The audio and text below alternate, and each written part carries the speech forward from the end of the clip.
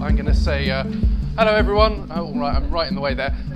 My name's Terence Eden. I run a sort of small mobile consultancy in, I'll say North Henley, I mean Oxford.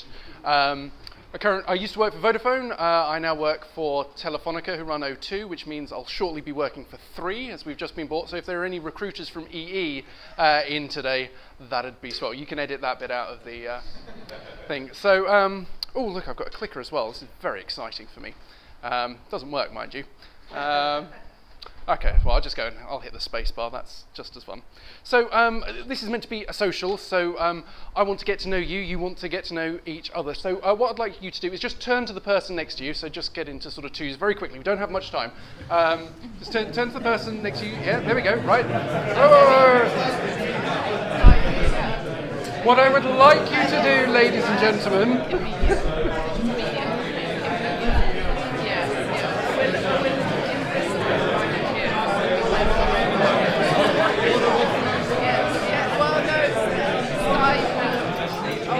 okay, right, there we go. So, you are nice and comfortable with each other? Yes? Here is what I would like you to do. So, turn to the person you just shook hands with. I'd like you to take your right cheek. I'd like you to place it on their right cheek and just move it up and down like that, please. Oh no, it's really easy. You just take your right cheek. No? What? You see, look, it's... What's wrong? Why don't you want to do that? This isn't a rhetorical question. Why? So just someone say why you don't want to... You haven't shaved? I don't think that's the real reason. What's the real reason? You're not drunk? Why would you need to be drunk to do that? There's no doubt you've just been shaking hands. What's the difference between shaking hands and rubbing cheeks? I'll tell you why, because it's intimate. It is really intimate. That's what you do with your lover. It's what you do. It's what people do with babies. Hopefully their own babies. You snuggle them. You take things to your cheek, and you caress them. And it is one of the most intimate things you can do. And we do it every single time we talk on the phone. We rub this. We snuzzle it. The problem is that we like to think that we are big, sophisticated humans, but we're not. We're monkeys. We're monkeys with a superiority complex, and our tiny little monkey brains sometimes get fooled by things. And it's very interesting to see what happens when you give someone a device like this. I mean, let's just take another example. So you all shook hands. So just grab the hand of the person that you just shook hands with, and just, with the other hand, just stroke the back of their hand. No, come on. No, I'm quite serious. What's the difference between shaking and stroking? What is the difference? You're laying hands on hands. But again, stroking someone, it's incredibly intimate. And yet, well done you. You have another drink. And yet, it's what we do. Every time we scroll on this, what are we doing? We're stroking.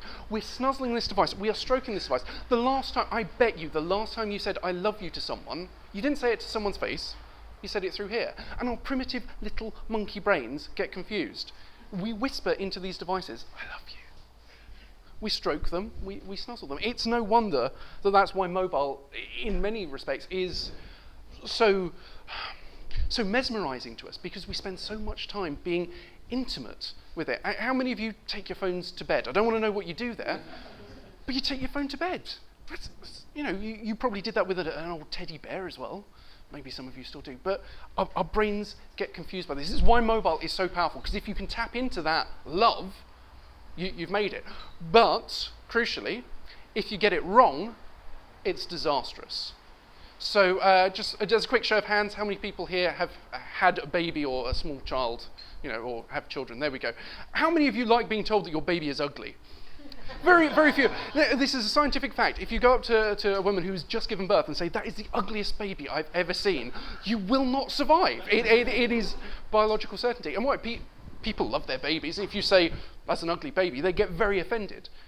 If you say, oh, your phone's no good, oh, we're iPhone only, what? Is my baby not good enough for you? If you make my phone crash, you're punching my baby in the face. Now, I don't recommend going around punching babies in the face. That's a bad thing, and I want that on record.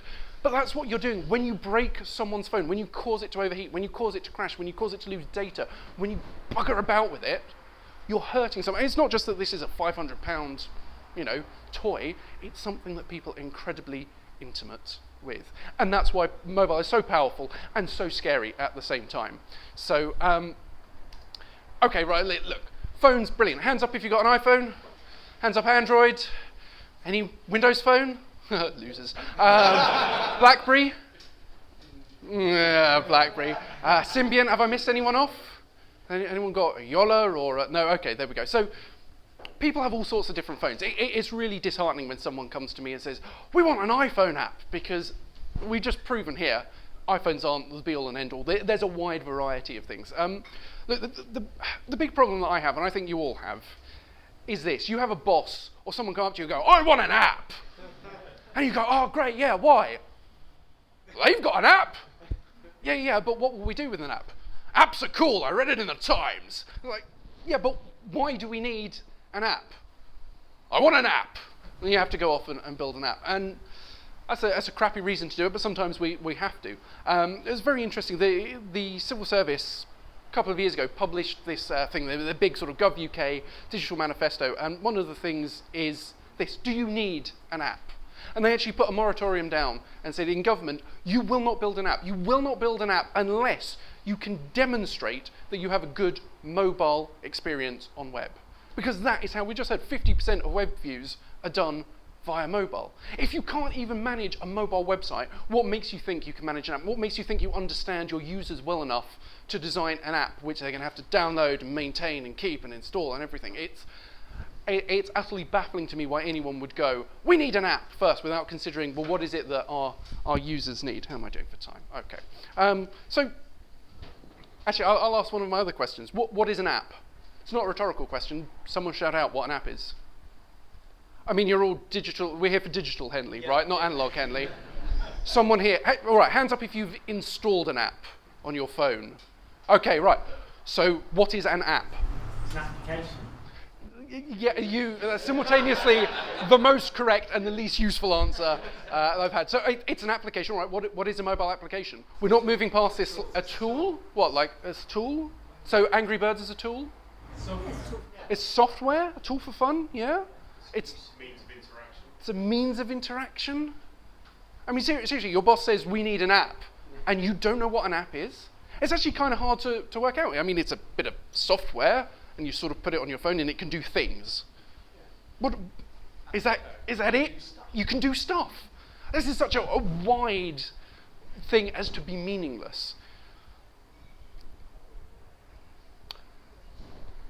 Let's step back a bit. Who's going to use our app? Well, who has a smartphone? So give me a cheer if you have a smartphone. Yay! Congratulations, you're all massively overrepresentative of the real world. So this is Ofcom. Hopefully you're all familiar with Ofcom, but they publish loads of free statistics. And this is people who own smartphones by age and socioeconomic group. So, if you're saying, we want to capture the youth market, those 16 to 24-year-olds, well, that's all right. In 2014, about 88% of them have. I've had people come up to me and say, we've got this brilliant idea for a new service, right? So old people have Meals on Wheels, but they don't know what they're getting. So let's build an app for people to order their Meals on Wheels. And it's like, it's the dumbest idea I've ever heard. Because old people, sadly, what we got there, 14% of them have mobile phones. What's your audience base? I did some work for a well-known museum, and they said, we want an iPhone app. And I said, why? And they went, everyone's got an iPhone. And I was like, really? Is that true? Yeah, everyone has. And you want this for kids? Yeah, all kids have iPhones. So it's like, right, this is what we're going to do. You're going to stand at the front desk, and every fifth child that comes in, we're just going to ask them what phone they've got. What phone have you got? Oh, I'm not allowed to take a phone to school. All right. What phone do you have? Oh, I stole a BlackBerry. All right. We went through. Go and talk to your users. I'm going to put this down. I'm not actually using it.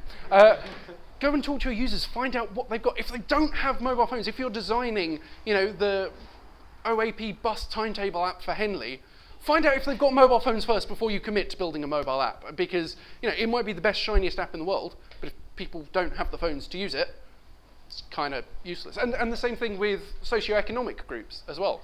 Quite often we see people saying, let's get people off drugs, let's get people using more public transport, let's get, you can name 100 things, and you have to say, well, do these people own phones? Do they own modern smartphones? Do they own iOS, whatever the latest version is, 8, 9, or, probably not. Best case scenario, they're on a second-hand phone from 3 to 5 years ago. Does your all singing, all dancing app work on that? And if no, you've lost. You can't do it. Look at, go out and talk to people, is what I'm saying. This is the other thing that I find really interesting. I'm going to stand over here for a bit if it doesn't annoy the cameraman too much, which is mobile phones aren't used mobilely. Most people use mobile phones while they're sat stationary, either at a desk or at home. And this is one of the graphs which comes from Ofcom again, which is where do you use your phone the most? Well, mostly out of home, no. Most people are using it all over the place. Sometimes they've got Wi-Fi, sometimes they've got coverage, sometimes they don't. And this taps into something which, again, people don't realise, is that we're really lucky. I suppose in Henley, especially, there's reasonable mobile coverage here, yeah? 4G, woo! Powered by O2. Other providers may be available, but won't be as good. You got, fast broadband, yeah? Congratulations, you're in a minority. Most people don't. When you're talking about, we're going to install this app and it has to download a 600 meg update because it's got all of our creatives in it. Well, if people are paying by the megabyte for data, and again, when you're looking at what phone they have, you also need to ask, well, what price plan are you on? Because if someone's on a not unlimited tariff, and you suddenly say, please download this 600 meg bundle for our app, they're going to have some very choice words with you when their bill comes, if they can download it at all, if they have the coverage. So this, again, Ofcom. 84% of premises are covered by all 4 major mobile operators, but indoor coverage for 3G is about 71%. That means 100 minus 70. So lots of your customers don't have mobile access at home. And this is just looking at premises. Lots of people's offices, especially if they're in old concrete blocks or, the Queen's Windsor Castle, if you ever go up there, won't get a very good mobile signal because apparently the original designers didn't have that in mind when they were laying all those stones. So where are people going to use your app? And do they have enough bandwidth to do it? And this is, numbers on a screen like this are horrible. Don't ever do slides like this with lots of text because people hate it. Do slides like this.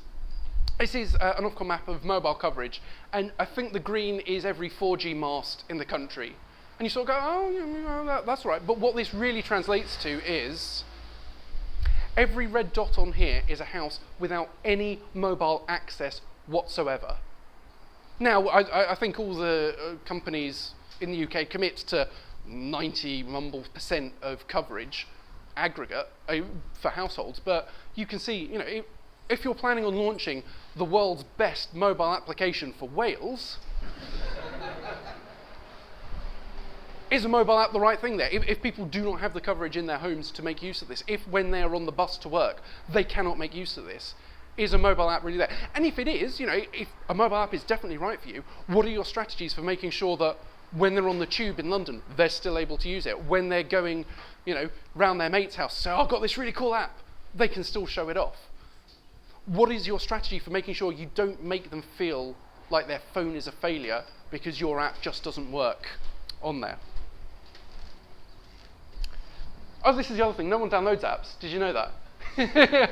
We need an app. Why? No one's going to use it. You've all downloaded apps, but people email on their phones. They love web browsing. Lots of IM. Everyone here on WhatsApp and Viber and everything like that. Yeah, good. But downloading apps, we're just getting to about a third of people saying that they're confident and happy and they like and enjoy downloading apps. So you're immediately saying, well, we want, iPhone. Yeah, okay, so you shrunk your pool like that. And they've got to be in 3G, so you shrunk your pool like that. And they've got to want to download apps. At this point, you're saying, well, who are we designing this for? Well, if we're just designing it for the boss, worst way is to keep your job. But, it's not necessarily a winning strategy for your business. Look and see what people are doing. Because if you're spending all this money developing an app and no one downloads it, did it make a sound? No. Now, I'm going to take. Have we got any academics in today? Oh, Well, this bit's going to fall flat. So how many of you have read The Interactive Effects of Colour on Products on Perception and Brand Logo Appropriateness by Bottomley and Doyle? It's on the list. It's on the list, good. This is the seminal paper on colour branding theory. So have you all got like a logo for your business? Yeah? Yeah, it's a good logo. It probably costs quite a lot to design when you've got someone to do it. But it turns out that colours have an amazing impact on how we interact with things. You know that when you see a red light, it means stop. But these people did a huge ethnographic study, and this cuts across age, race, gender, sexuality, everything. Wherever you are in the world, they can find the colours which, when you look at it, you'll go, that's a cool app. I want that app. I want, this is something that's fresh, it's innovative, it's interesting, it's blue. Actually, pull out your phones now, all of you. Count how many blue apps you've got. You will find virtually no bright red apps, one or two, but everything else is a nice shade of blue. O2, we're on there. We're a slightly lighter shade of blue, going to dark at the top, just hedging our bets. But this is it. You look. When you try to shortcut the market, when you say, well, we're going to use the best psychological tricks available, you end up with an arms race with everyone. So everyone ends up with a blue app. Everyone ends up pushing something to the notification bar saying, you haven't interacted with our app in 7 days. Here's a free... Piss off, piss off, piss off. Getting into this arms race it's kind of futile because everyone's doing it and you don't stand out. I don't know what the answer is to this. I wish I did. You can see there on the iPhone, people saying, you've got notifications. Well, I've got LinkedIn notifications, I've got mail notifications, Reddit wants to notify me. Eventually, and again, if you've got an iPhone, you will see that your mail has 27,000 unread items and LinkedIn probably about the same. And what are the ways that you're going to get people to come back to your app? This is the thing. People might download your app and they might use it once. What's your strategy for getting them the second time and the third time and the 500th time? If you don't have it, then it will be like, and I can't remember the statistics, so I'm going to make them up, but the average person has 500 apps on their phone which they've used once. Sounds about right to me. I've got a whole ton of them. What's your strategy? What are you doing to get people back? You can't just say, we're going to release an app. And? Why would people come back to it? Building an app is kind of the easy bit. Getting people to use it, that's where it gets hard. Most people don't download apps. I've said that once already. Idiot. How many of you are familiar with Moore's Law? Yeah, what's Moore's Law? You double the data available on a hard drive.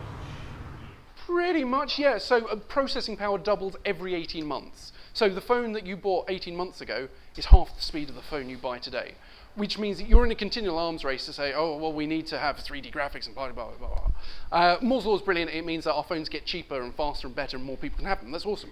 Now, this is what it looks like. Ta-da.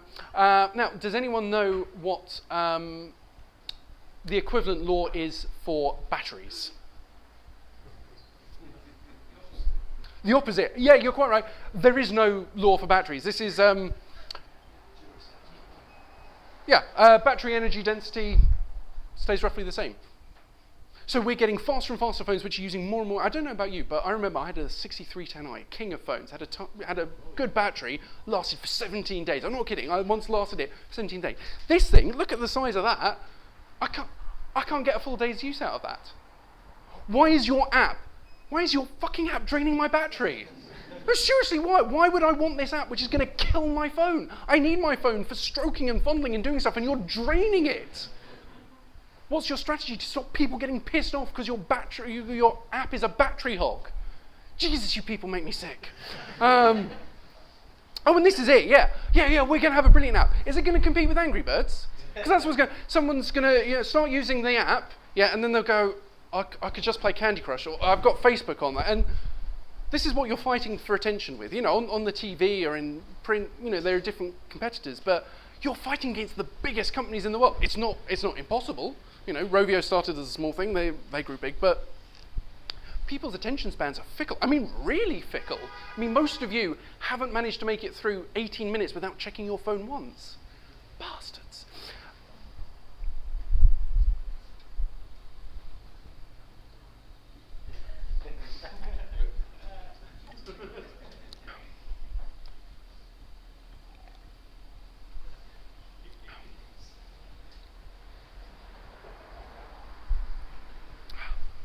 So that was 15 seconds. I mean, it doesn't sound like a lot. Yeah, so when the app loads, it takes about 15 seconds to download all the data and get set up. Are you fucking kidding me? People do not have time for this nonsense. When you ask people to wait, I mean, we've all done it. You know, you've opened up the app, and it's shown a spinner, and you've gone 1, 2, 3, it's broken. 4, it's broken. 5, so I'm playing Angry Birds. Your app needs to be incredibly quick because people's attention spans are minuscule. I mean, it took about 6 seconds before you were laughing nervously there. 15 seconds and you were ready to mutiny and, you know, overthrow the bar. You've got to make your content quick. And that means not just, you know, how quickly it installs, but it loads and it updates. And, you know, if you swipe through to the next page, am I sat watching a spinner? And we've all done it. We start going, it's broken. Have I got enough signal?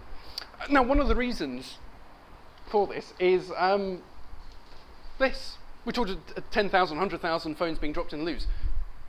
Now, you, sir, how long was your last bowel movement for? Just sort of, just roughly. 6, 7 minutes. 6, 7 minutes.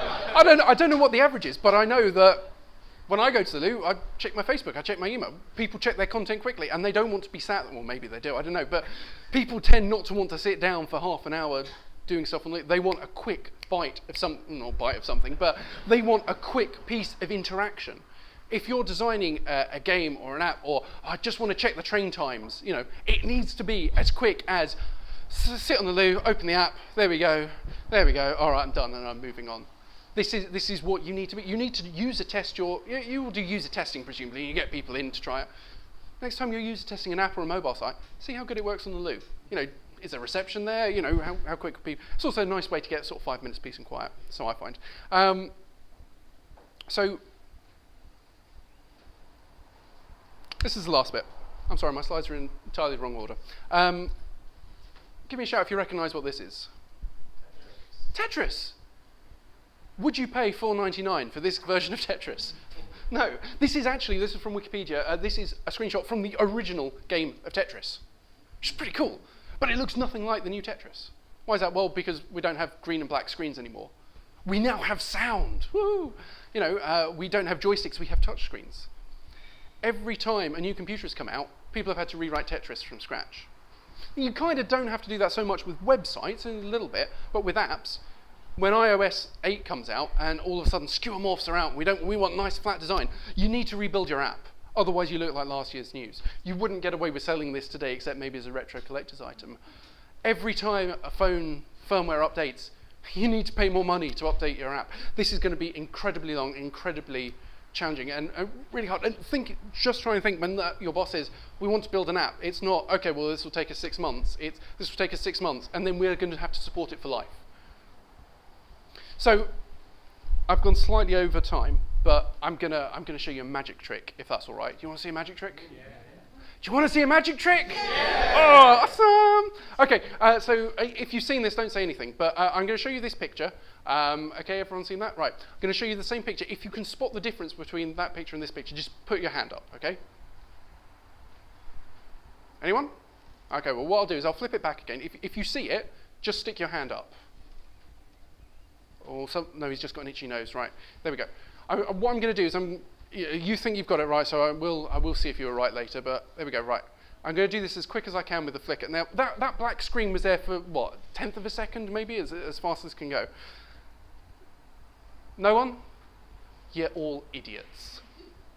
So I'm now going to, this is a phenomenon known as change blindness. The human brain can't keep up with what it's seeing, and it relies on smooth motion to do stuff. This is vaguely relevant to mobile, but it's also just pretty cool. So I'm now going to show you this, but without that black thing. Right, so stick your hands up if you can tell the difference between this and that. This and that. This and that. How did you not spot a bloody great Rolls-Royce engine? Now look, I'm just going to show you it again. Look. Yeah? Yeah? Every time. People are stupid. We have got tiny little monkey brains. Our eyes aren't much better, and I want you please to try and remember that the next time your boss says, we need an app. Thank you very much indeed.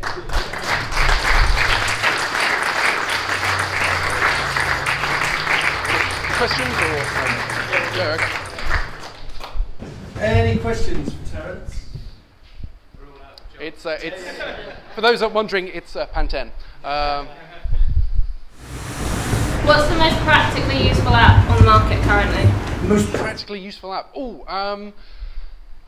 Surprisingly, things like Evernote, really good, because it's an app which you can just fit into every single part of your day. I'm using Slack quite a lot, which is an app for communication. Honestly, I think the one that I use the most is a train platform finder. So when I'm on the tube, I can just get 10 seconds of Wi-Fi, and that's all I need. And it says, when you get off at Paddington, it's platform 3 you want, and I can just rush there. And that is, I've gladly paid for that, because it works in 10 seconds. It's like open and it's there, and it works on that 10 seconds of Wi-Fi, and it's useful, and it's every single day. So I love it. So anything which can slot into your ordinary working day, brilliant, I think. What's your predictions for 5 years hence? Well, so we've been experimenting at work a lot with things like HoloLens and virtual reality, and it's bullshit, basically. And we also had Google Glass. I was a Glass Explorer for 6 months or so with a tiny little thing there, and gave me eye strain. We're going to see more practical handsets, as in we've got some bendy handsets on the market. So if you've ever seen the LG Flex, I think it is, it's curved like that and you can push it down. And we're going to see more and more bendy things, so stuff that you can sort of scrunch up and stick in your pocket. I think that's people love their big screens, so having a small phone possibly on your wrist which you can sort of pull out a big screen on, I think that's just going to be, it's the future. 5 years, you heard it here first. But generally, we know that phones are getting faster. There's probably not going to be a battery breakthrough, so your apps are going to have to get more efficient. The marketplace is going to get more and more crowded. And we, especially in the UK, we're going to have a problem. We already do. How many people here were on Friends Reunited? It's Facebook before Facebook, but big media brands from around the world, not just America, but you'll see China starting to push their brands quite aggressively here. We need to make sure that we can develop good local solutions which aren't parochial. That was where I think Friends Reunited failed, was that it just focused on the UK. You can't do that. Your app is going to be, or whatever you do, is going to be available everywhere. What's your strategy for translating your app into Chinese? If 1 billion people get a smartphone there and they've all got 100 yuan to spend on an app, and it all comes to you, you need to make sure that your app is international and ready to go around the world. Given your involvement with O2, do you know if the major providers are going to really up their game to increase coverage? Because you talk about India, great. You get a mile outside of India, and it's terrible. So for the benefit of the tape... Yeah. Oh yeah. So for the benefit of the tape, I do not speak for O2 on such matters, nor do I have any special knowledge. So Ofcom and the government have a regulation in place. So all the companies which have bought 4G spectrum, or is it Spectra, either way, have said that they will be 90x% coverage by 2017. We're seeing more consolidation in the market. So 3 have just bought O2, EE and BT emerging, and who knows what else. I am hopeful that yes, coverage will get better, because it has to, especially on things like trains. More and more people are taking the train. Traditionally in this country, the road network has perfect 2G signal, because it's for all those businessmen making important calls. But now what you want is to be able to stream your podcasts, and hopefully you're not watching YouTube while you're driving. But so yes, I think it will get better. But what I can say is, if you have a problem with a signal, ring up and complain to the provider, and complain to Ofcom as well, because that's kind of what they go on. If people aren't saying I need coverage here in this location, they're not going to put it there. So it is worthwhile complaining. Just don't give them one name. I did that 6 months with Vodafone, and then I decided to switch to EE, and then 2 weeks later Vodafone grew the signal. I went with EE, where I'm supposed to get 100% signal inside and outside, and then I just don't. Yeah. Well, and we'll see more stuff like in Wi-Fi calling and in-cell handover, which will help. But the miracle about it is that your phone transmitter is milliwatts. It has to be milliwatts to be legal, and the mast is a mile or so away, and it's going at 2,600 times a second. It's a miracle that signal gets there and back at all. So hopefully it will get better. I think there's probably time for one more question. Do you think the future is in web apps now, or is there still always going to be a place for native apps? The problem with native apps is that you need to build the same app at least 3 times, because you definitely want Android and iOS, and then depending on your business case, you probably want Windows Phone. Now they're saying that they'll have Android compatibility, but as you've seen from BlackBerry, that just means you have to do the same amount of testing again to try and work out why it's gone wrong. I sit on the W3C working group for mobile apps, and it's one of the things that we're looking at really seriously is how do we get the web to be on an equal footing with some of the stuff that native apps can do.